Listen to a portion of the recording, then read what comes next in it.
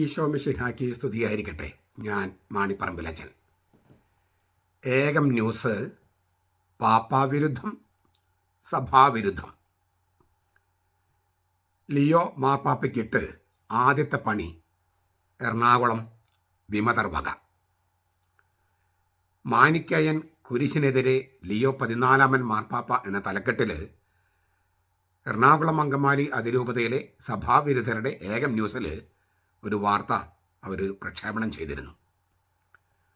മാനിക്കയ വിഗ്രഹത്തെ ആരാധിക്കുന്ന കൂറന്തായികൾ അത് ഉപേക്ഷിക്കുമോ എന്നാണ് അവരുടെ ചോദ്യം. അതിന് അവർ പറയുന്ന കാരണം ഇതാണ്: ലിയോ മാർപ്പാപ്പ മാർത്തോമ്മ കുരിശ് മാനിക്കയനാണെന്ന് പറഞ്ഞു അത്രേ. മിനിഞ്ഞാന്ന് മെയ് 14 പൗരത്വ സഭകളെല്ലാം ചേർന്ന് വത്തിക്കാനിൽ ജൂബിലി കുർബാന അർപ്പിച്ച വേളയിൽ ലിയോ മാർപ്പാപ്പ നൽകിയ സന്ദേശത്തിൽ ഇങ്ങനെ പറഞ്ഞിരുന്നു.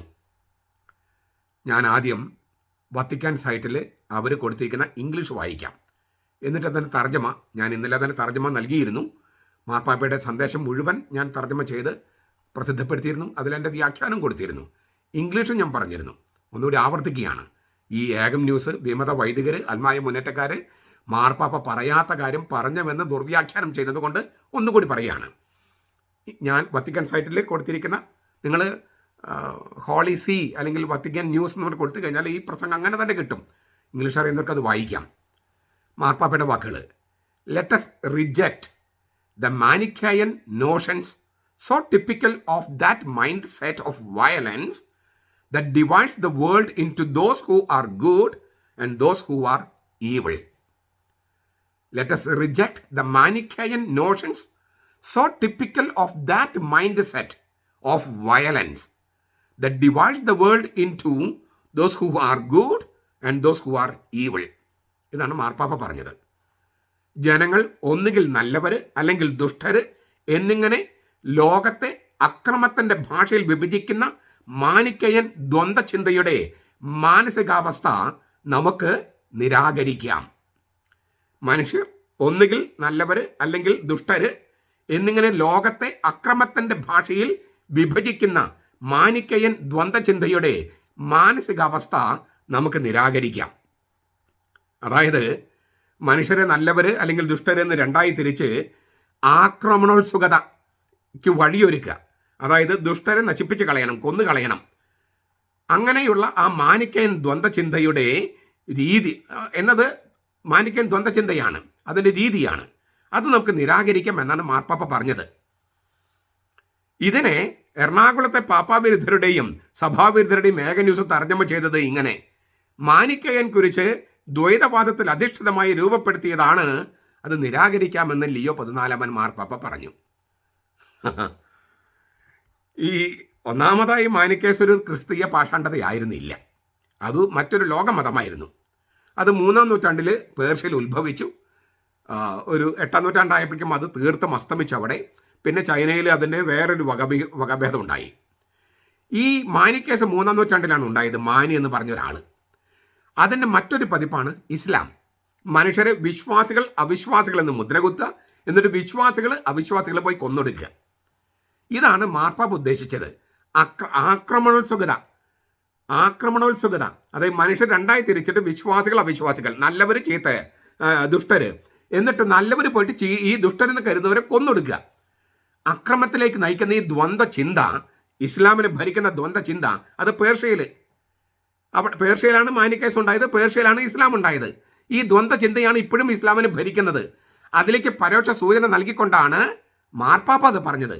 കാരണം പേർഷ്യയിൽ നിന്നുള്ള, ഇപ്പം ഇറാഖിൽ നിന്നുള്ള കൽദായ സഭയുടെ പാത്രിയാർക്കീസ് സാക്കുപിതാവ് ഉണ്ടായിരുന്നു. അതുപോലെ മറ്റൊരുപാട് പൗരസ്ത്യ പിതാക്കന്മാരുണ്ടായിരുന്നു. അവരിത് അനുഭവിച്ചിട്ടുള്ളതാണ്. ഈ പേർഷ്യയിൽ മാനിക്കയൻ ചിന്താഗതി വെച്ചു പുലർത്തുന്ന ഇസ്ലാമിൻ്റെ ആക്രമണത്തിന് ഇരയായിട്ടുള്ളവരാണ് ബഹുഭൂരിപക്ഷം ക്രിസ്ത്യാനികൾ. അപ്പോൾ ആ ഇസ്ലാമിന് പരോക്ഷമായി മാനിക്കയസമാണ് ഇസ്ലാമിൻ്റെ തത്വചിന്ത എന്നും അത് അക്രമത്തിലേക്ക് നയിക്കുന്നതാണെന്നും അത് നിരാകരിക്കാമെന്നുമാണ് മാർപ്പാപ്പ പറഞ്ഞത്. അത് പ്രത്യേകിച്ചും പേർഷ്യയിലെ പാത്രിയാർക്കീസ്മാർ, ബാവമാരൊക്കെ ഉണ്ടായതുകൊണ്ട് പ്രത്യേകിച്ചും പറഞ്ഞു. ഇസ്ലാമിനോടുള്ള പരോക്ഷമായിട്ടുള്ള ഒരു വിമർശനമാണ്. ഇസ്ലാമിനെ പറഞ്ഞാൽ പൊള്ളുന്നത് ആർക്കാണ്? എറണാകുളം അങ്കമാലി അതിരൂപതയിലെ വിമത വൈദികർക്കും അൽമായ മുന്നേറ്റക്കാർക്കും. അവരാണ് അതിൻ്റെ ഗുണഭോക്താക്കൾ. അതിനാൽ അവർ ഉടനെ വന്നു മാർപ്പാപ്പ മാനിക്കയൻ കുരിശിനെയാണ് അപലപിച്ചതെന്ന്. നിങ്ങളാ വാക്കുകളൊന്നും മാർപ്പാപ്പയുടെ വാക്കുകൾ നോക്കിയാൻ ഒന്നുകൂടി കേട്ടു നോക്കിയാൻ. Let us reject the Manichaean notions so typical of that mindset of violence that divides the world. ഇതാണ് മാർപ്പാപ്പ പറഞ്ഞത്. അവിടെ മാനിയെക്കുറിച്ച് പറഞ്ഞിട്ടില്ല, മാർത്തോമ കുരിശിനെ കുറിച്ച് പറഞ്ഞിട്ടില്ല, മാനിക്കയൻ കുരിശെന്ന് പറഞ്ഞിട്ടില്ല.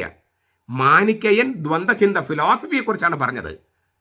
മാനിക്കയൻ ഫിലോസഫി അത് മനുഷ്യർ രണ്ടാക്കി തിരിച്ച് നല്ലവരും ചീത്തവരും തിരിച്ചിട്ട് നല്ലവരും കരുതുന്നവർ ദുഷ്ടരും കരുതുന്നവർ കൊന്നൊടുക്കുക. ഇതാണ് അക്രമത്തിലേക്ക് നയിക്കുന്ന ദ്വന്ദ്വചിന്ത. അത് നിരാകരിക്കാം. അത് ഇസ്ലാമിനെ നയിക്കുന്ന ദ്വന്ദ്വചിന്തയാണ്. അത് നിരാകരിക്കാമെന്നാണ് പറഞ്ഞത്. അവിടെ മാനിയെന്നോ മാനിക്കയൻ കുരിശെന്നോ മാർത്തോമസ് ലീവാന്നോ വല്ലതും പറഞ്ഞോ? മാനിക്കയൻ തത്വചിന്തയെക്കുറിച്ചുള്ള ഒരു കാര്യം എറണാകുളം അങ്കമാലി അതിരൂപതയിലെ വിമത വൈദികരും അൽമായ മുന്നേറ്റക്കാരും ഉടനെ തന്നെ പറഞ്ഞു. എന്താണ്? മാനിക്കയൻ കുരിശാണ് മാർത്തോമസ് ലീവായി എന്നും ആ മാർത്തോമസ് ലീവായി നിരാകരിക്കണമെന്നും ഈ മാർപ്പാപ്പ ലിയോ 14 മാർപ്പാപ്പ പറഞ്ഞു. ഏതെങ്കിലും ഒരാളെക്കുറിച്ചോ മാനിയെക്കുറിച്ചോ മാർത്തോമസ് ലീവായെക്കുറിച്ചോ മാർത്തോമസ് ലീവ് മാനിക്കയനാണെന്നോ മാർപ്പാപ്പ പറഞ്ഞിട്ടില്ലെന്ന് മാത്രമല്ല, സൂചന പോലും നൽകിയിട്ടില്ല, മാർപ്പാപ്പ ചിന്തിച്ചിട്ട് പോലുമില്ല.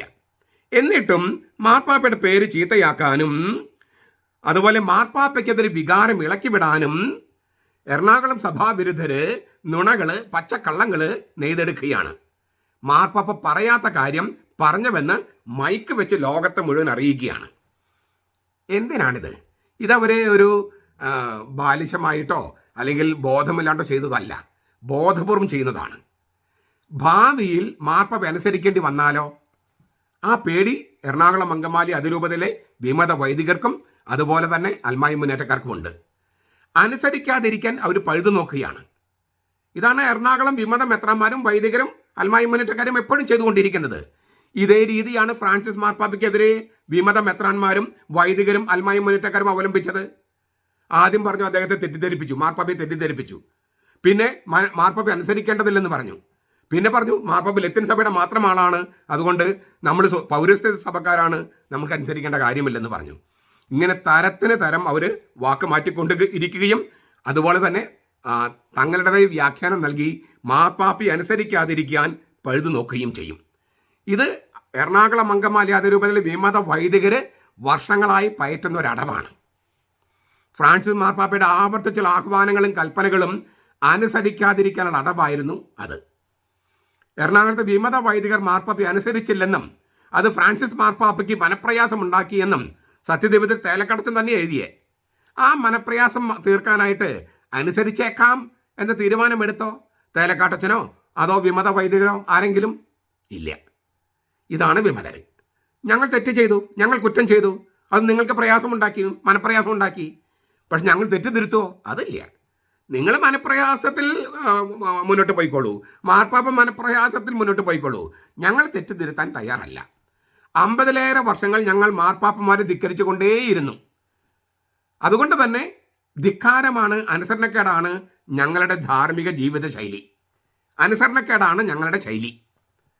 ആ അനുസരണക്കേടിലേക്ക് ദൈവജനത്തെയും നിർബന്ധിച്ച് ആനയിക്കാനാണ് ഞങ്ങളിപ്പോൾ ശ്രമിച്ചുകൊണ്ടിരിക്കുന്നത്. ഞങ്ങൾ തെറ്റ് തിരുത്തുകയില്ല, ഞങ്ങൾ തെറ്റിൽ കിടന്ന് അർമാദിക്കും, കുറ്റകൃത്യങ്ങളിൽ ഞങ്ങൾ ആറാടും.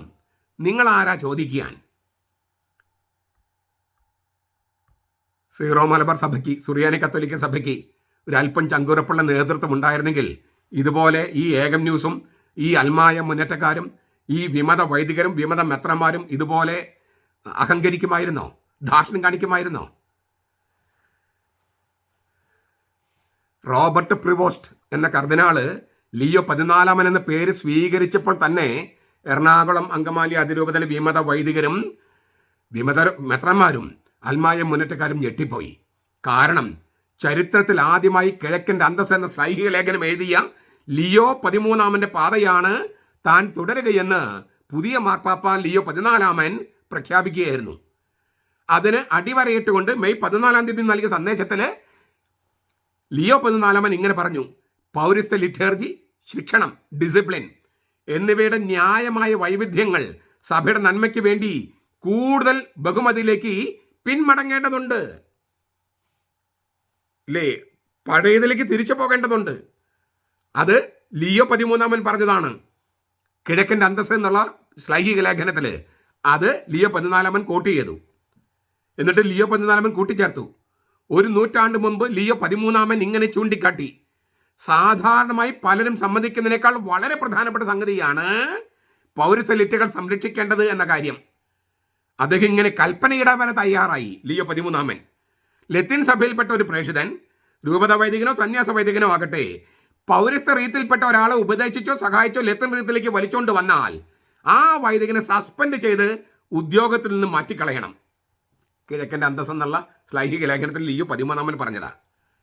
പൗരസ്ത്യ ക്രിസ്തീയതയെ സംരക്ഷിക്കുകയും അഭിവൃദ്ധിപ്പെടുത്തുകയും ചെയ്യേണ്ടതുണ്ടെന്ന ഈ ആഹ്വാനം വിശേഷിച്ച് വിദേശത്ത് ചിതറിക്കിടക്കുന്നവരിടയിൽ വേണമെന്ന് നാം സന്മനസ്സോടെ സ്ഥിരീകരിക്കുന്നു. റീഅഫേം.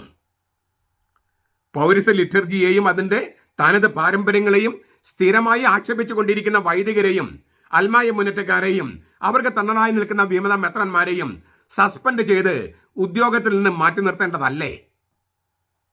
ഈ മാർപ്പാപ്പയുടെ ആഹ്വാനം കേട്ടിട്ട് ലിറ്റർജിയുടെ ഭാഷയെ സുറിയാനെക്കുറിച്ച് ലിയോ 14 മാർപ്പാപ്പ പറഞ്ഞതും നിങ്ങൾ ഓർമ്മപ്പെടുത്തട്ടെ. ഞാൻ പറഞ്ഞതാണ്, നിങ്ങളുടെ വൈവിധ്യമാർന്ന പാരമ്പര്യങ്ങളോട് യോജിച്ചുകൊണ്ട് നിങ്ങളിപ്പോൾ റോമായിൽ അർപ്പിക്കുന്ന നിങ്ങളുടെ നിരവധിയായ ലിറ്റർജികളിൽ ഇപ്പോഴും കർത്താവ് ഈശോ മിശിഹായുടെ ഭാഷ തന്നെ ഉപയോഗിക്കുന്നുവെന്നത് വളരെ പ്രസക്തമാണ്. ലിറ്റർജിയിൽ ലത്തീൻ ഭാഷ ഉപയോഗിക്കുന്നവരെ ലത്തീൻ സഭ എന്ന് വിളിക്കുന്നു. നമ്മൾ സുറിയാനി ഭാഷ ഉപയോഗിക്കുന്നത് സുറിയാനി സഭയാണ്. ക്രിസ്തുവിന്റെ ഉത്ഥാനം കഴിഞ്ഞ് 10 സംവത്സരങ്ങൾക്ക് ഇന്ത്യയിൽ ക്രിസ്തുധർമ്മം വേരുപിടിച്ചു. അത് സുറിയാനി ഭാഷയിലാണ്. അതിൻ്റെ വിശ്വാസ പാരമ്പര്യങ്ങൾ, കൗദാശിക പാരമ്പര്യങ്ങൾ സംരക്ഷിക്കേണ്ടതുണ്ടെന്ന് എല്ലാ മാർപ്പാപ്പന്മാരും പറയുന്നു, ഊന്നി പറയുന്നു. അതിലൊരു വിട്ടുവീഴ്ചയ്ക്കും മാർപ്പാപ്പന്മാരോ കത്തോലിക്ക സഭയോ തയ്യാറല്ല. അത് മനസ്സിലാക്കാത്ത ഏക മനുഷ്യർ സീറോ മലബാർ സഭയിലെ ചില ആളുകളാണ്, വിശേഷിച്ച് തലപ്പത്തുള്ള ചിലർ. അതിനാൽ ഞാൻ വീണ്ടും ആവർത്തിക്കുകയാണ്, സുറിയാനി ലിറ്റർജിയെയും സുറിയാനി സഭയെയും സുറിയാനി പാരമ്പര്യത്തെയും സ്നേഹിക്കാത്തവരെ അതിനോട് കൂറ് കാണിക്കാത്തവരെ, അതറിയാൻ പാടില്ലാത്ത അവരെ സുറിയാനി കത്തോലിക്ക സഭ എന്ന സീറോ മലബാർ സഭയിൽ മെത്രാൻ സ്ഥാനത്തേക്കോ വൈദിക സ്ഥാനത്തേക്കോ ഉയർത്തരുത്. എന്തിനാണ് സുറിയാനി സഭയെ നശിപ്പിക്കാൻ വേണ്ടി ചിലരെ പട്ടക്കാരായും മറ്റു ചിലരെ മേൽപ്പട്ടക്കാരായും നിയമിച്ചാക്കുന്നത്? നമ്മുടെ കർത്താവ് ഈശോ മിശിഹായുടെ കൃപയും പിതാവായ ദൈവത്തിൻ്റെ സ്നേഹവും പരിശുദ്ധാത്മാവിൻ്റെ സഹവാസവും നാം എല്ലാവരോടും കൂടി ഉണ്ടായിരിക്കട്ടെ, ഇപ്പോഴും എപ്പോഴും എന്നേക്കും. ആമേൻ.